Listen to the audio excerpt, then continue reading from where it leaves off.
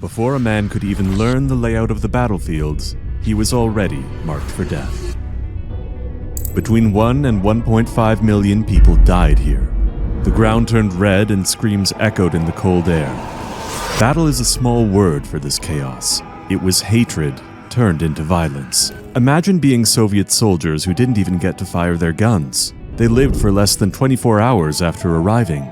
The Russians would later call it the greatest battle of their great patriotic war. Historians, however, would call it something different.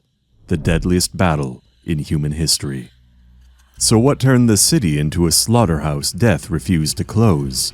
Stick around, because once we enter Stalingrad, the horrors only become more terrifying. Stalingrad was a vast, filthy industrial beast producing tractors by day and tanks by night. Steel, smoke, endless machinery, and running beside it all, the Volga River, pulsing like an artery through the Soviet Union's body. If the Germans took over this city, they would cut off vital supplies. Oil from the resource-rich Caucasus would stop flowing. Transportation routes would get blocked. Soviet forces in the south would start to run out of everything they needed to keep fighting. On paper, it was a strategy, cold, calculated, logical.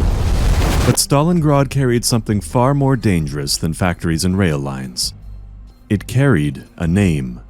Named after Joseph Stalin himself, the city had become a living symbol of Soviet defiance.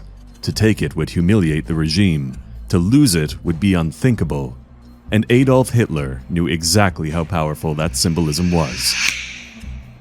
In April 1942, Hitler approved a plan that would drag millions toward their graves. It was called Fallblau, Operation Blue. The goal was to drive deep into southern Russia, seize oil fields, cripple Soviet supply lines, and finally, erase Stalingrad from the map. But was this goal really achievable? Shockingly, by July 9, 1942, Hitler made a decision that would quietly doom his own campaign. He ordered to take Stalingrad and the Caucasus at the same time. And to do it, he split Army Group South in two. Army Group A, led by Field Marshal Wilhelm List, moved south to take the oil fields in the Caucasus. Hitler believed this oil was the key to powering his war. Army Group B, first led by Bock, then von Weichs, headed east to Stalingrad. On paper, the plan looked amazing, but in truth, it was a mistake. Splitting the forces left huge gaps. Supply lines broke down, fuel ran out, ammunition couldn't keep up. The gap gave the Soviets an opening. Army Group A took Rostov-na-Donu and moved into the Caucasus during Operation Edelweiss. They pushed farther into dangerous enemy land. At the same time, Army Group B slowly marched towards Stalingrad under Operation Fischreicher. They struggled with long distances, fierce Soviet resistance, and a lack of organization. Then, Hitler made things worse. He suddenly pulled General Hermann Hoff's 4th Panzer Army away from the Stalingrad attack. He sent them south to help in the Caucasus instead. One day, the tanks were rushing towards the Volga. The next day, they were gone. The soldiers left behind were exposed, and progress fell apart. German commanders protested. They warned that splitting forces invited disaster. But Hitler believed the Soviets were finished. He believed fear alone would break them. Inside the Soviet command, retreat became preparation. Stalin and Marshal Semyon Timoshenko worked to create a new defensive line called the Stalingrad Front. The 62nd, 63rd, and 64th Armies moved into position. The 21st Army came too, and the 8th Air Army flew above to support them. And you know what? These troops were there to wear down the enemy and make them pay. At first, Soviet forces fell back deliberately. Entire units vanished eastward, just out of reach. It looked like a collapse, but it wasn't. On July 28, 1942, Stalin issued an order that froze fear into steel. Order number 227, not one step back. Retreat without command approval became unthinkable. Panic was replaced with terror of another kind, and civilians were not evacuated. Stalin believed soldiers would fight harder knowing the city still breathed behind them. By August 1942, Hitler's grip tightened even further. At this point, he was micromanaging the war, and you'll be shocked to learn how. From afar, he issued another abrupt command. Hoff's forces were ordered to turn south, then swing back towards Stalingrad from a new direction. The battlefield shifted to follow one man's commands. By the end of August, it seemed the trap was all set. The German Fourth Army moved towards Stalingrad from the northeast, while the Sixth Army, led by General Friedrich Paulus, advanced from the west. They brought 330,000 of Germany's strongest soldiers. But for every mile forward, they had to pay a massive price. The Red Army refused to break. They surrendered ground inch by inch, forcing the Germans to fight. Then came August 23rd. A German unit smashed into the northern suburbs of Stalingrad. The Luftwaffe unleashed a relentless rain of incendiary bombs. Wooden homes erupted into firestorms. Streets vanished under smoke and flame. Entire neighborhoods burned until the city glowed from miles away. At this point, Stalingrad was melting. Under the pressure, the Soviet 62nd Army was driven back into the city proper. There, command fell to General Vasily Ivanovich Chukov, a man who understood one brutal truth. Inside the ruins, numbers meant nothing, and distance meant death. Chukov told his soldiers to stay as close to the enemy as possible.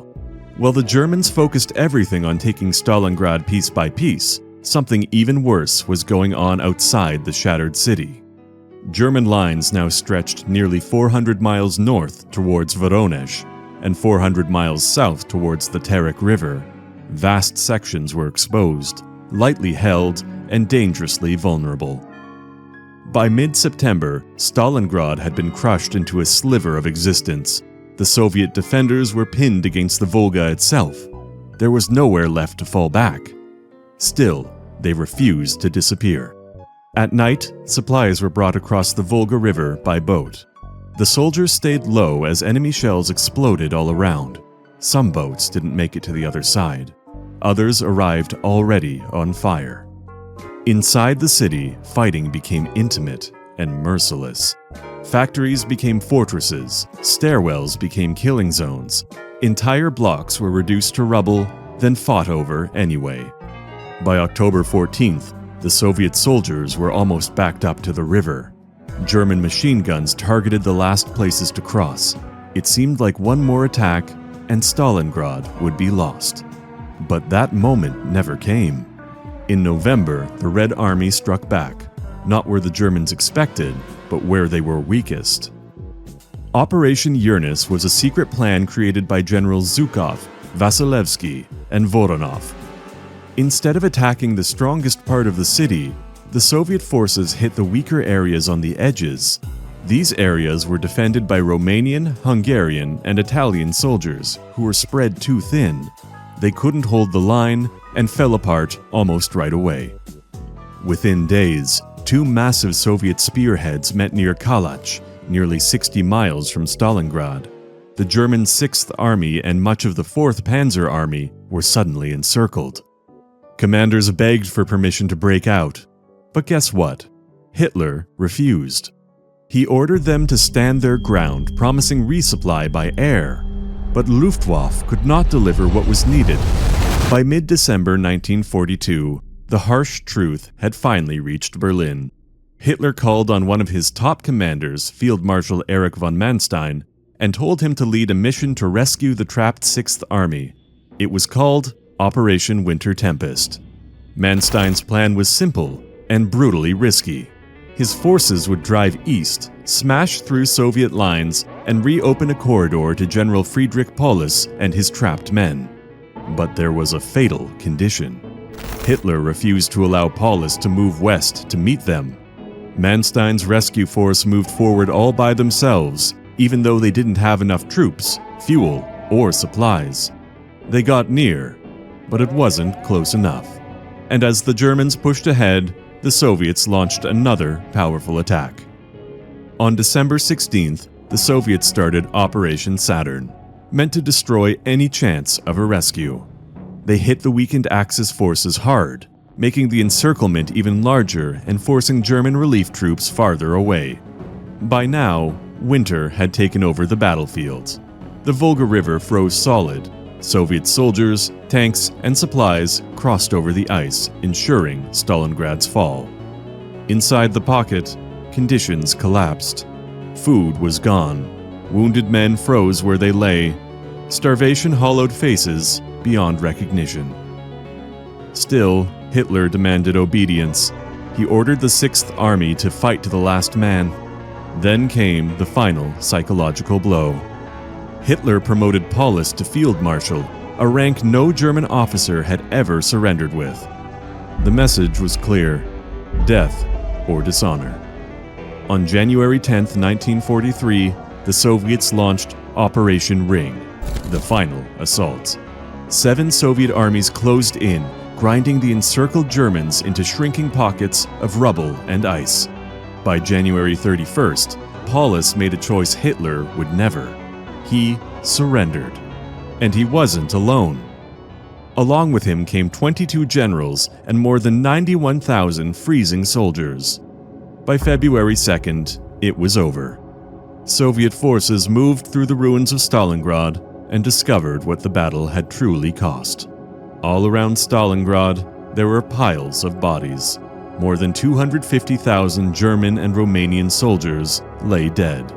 The total losses for the Axis powers, including Germans, Romanians, Italians, and Hungarians, were staggering. Over 800,000 men were either dead, injured, missing, or taken prisoner. Of the 91,000 soldiers who surrendered, only a small number would make it back home. Around 5,000 to 6,000 survived their time in Soviet prison camps, with some not returning until 10 years after the war had ended. The Soviet victory came at an even more staggering price. Official figures estimate 1.1 million Red Army casualties. Alongside them, at least 40,000 civilians were lost. Stalingrad had been defended, but it had also been consumed. In 1945, the Soviet Union named Stalingrad a hero city. Years later, a memorial was built on Mamayev Hill. Construction started in 1959, and by 1967, the world saw its symbol. The Motherland Calls, a massive statue towering 52 meters tall, with steel stretching nearly 85 meters into the sky. Beneath it lies General Vasily Chukov, the commander who held Stalingrad when surrender would have meant annihilation, and later led the push to take the war to Berlin.